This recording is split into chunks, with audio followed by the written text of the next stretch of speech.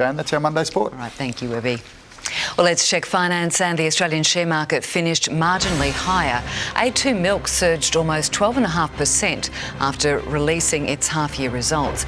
But not such a good day for real estate group Lendlease, diving nearly 14%, while investors are sweating on tomorrow's release of BHP's financials. And the Aussie dollar is buying 65.4 US cents. An Australian billionaire has helped some of our most deserving youngsters achieve their motorsport dreams. The junior rev heads hung on tight for a high-octane joyride. A luxury lineup ready for speed and an adrenaline rush. How fast are we talking?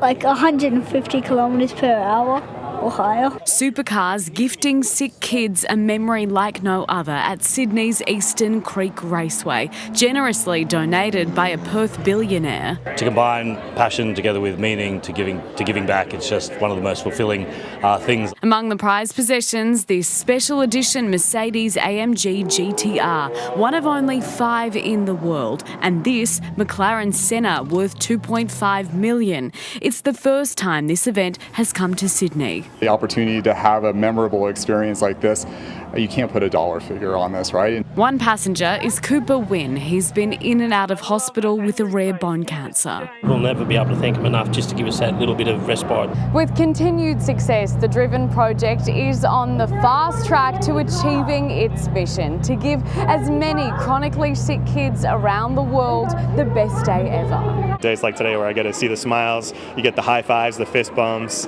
it validates everything. A job well done. Angelique Opie's 7 News. No nonsense and no excuses. Coming up, we're with the police officer taking on Queensland's youth crime crisis.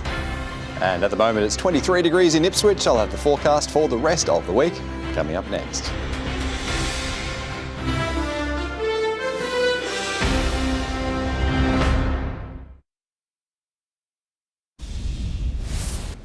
Tonight, we can take you on the front line of Queensland's youth crime fight. 7 News has gone on patrol with the straight-talking top police officer tasked with tackling the crisis. No nonsense, no excuses. Acting Assistant Commissioner Andrew Massingham means business. The last couple of months since you've taken on this role, I mean, how do you think things are going? At the moment, I'm quite happy with where we're situated. The strategies we're using, particularly with Task Force Guardian and a number of other strategies that we've used, are certainly paying dividends. Tasked with tackling one of the state's most serious issues with almost 4 decades of experience under his belt, 7 News joined him on the road. In instances where kids are at risk and we're trying to refer them so they can have a better life. Early intervention a key focus, including regular programs with the PCYC targeting children who've already been exposed to crime. Working in conjunction with the Youth Co-Responder team. We're actually liaising with these kids and find out there's a lot more going on and a lot of these families are broken. To catch those already offending, wanding powers are working. Have you really noticed a bit of a change in the behaviours now that people know that they can be wanted anywhere at any time? Yes, so over 12 months now. I think well and truly the behaviour is changing.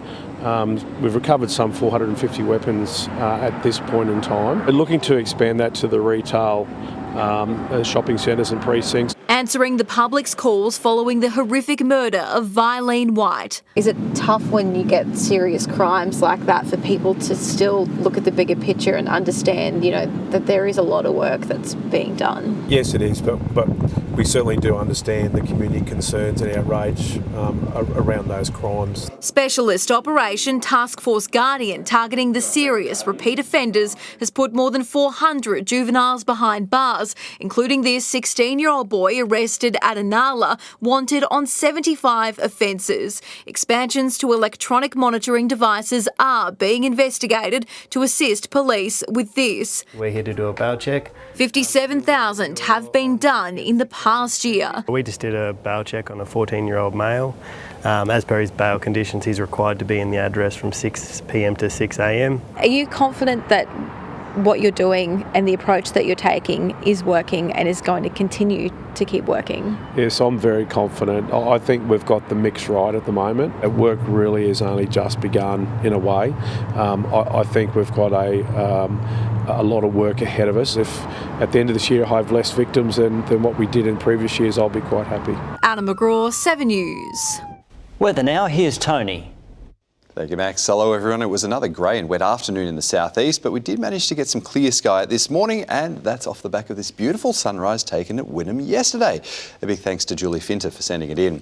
Heavy showers and storms through the early afternoon. That has eased back to some lighter showers over the past couple of hours, though fresh storm warnings have been issued for heavy rain for another round of storms well inland. The extra cloud has kept us a little bit cooler, tops of 29 from the Sunshine Coast down towards the Gold Coast Seaway and also for Brisbane, a few inland spots reaching 30 or 31. Across Queensland today, the wet weather in the southeast is off the back of a bigger cluster of storms over northern New South Wales. Also, some of that activity spilling over into the Darling Downs and Maranoa and Warrego. Otherwise, more sporadic showers and storms dotted across the tropics. Over the next day, onshore winds continue for the Queensland coast, bringing more potential for some cloud and rainfall, but the atmosphere stabilises a bit, so it should be in the form of lighter and more isolated showers. Around the nation tomorrow, Perth's heatwave continues, 39 degrees on the forecast, showers and a possible storm in Sydney. Back to Queensland, we're expecting a shower or two for Cairns and Townsville, a little bit lighter around Webcke and the Central Coast. Over southern districts, the storms ease back, leaving some isolated showers along the coast and ranges all the way from Stanthorpe up to Rockhampton. Across the southeast, much drier than today. Still, most spots could rustle up a shower and just a passing sprinkle possible for Pink's Gold Coast concert tomorrow night.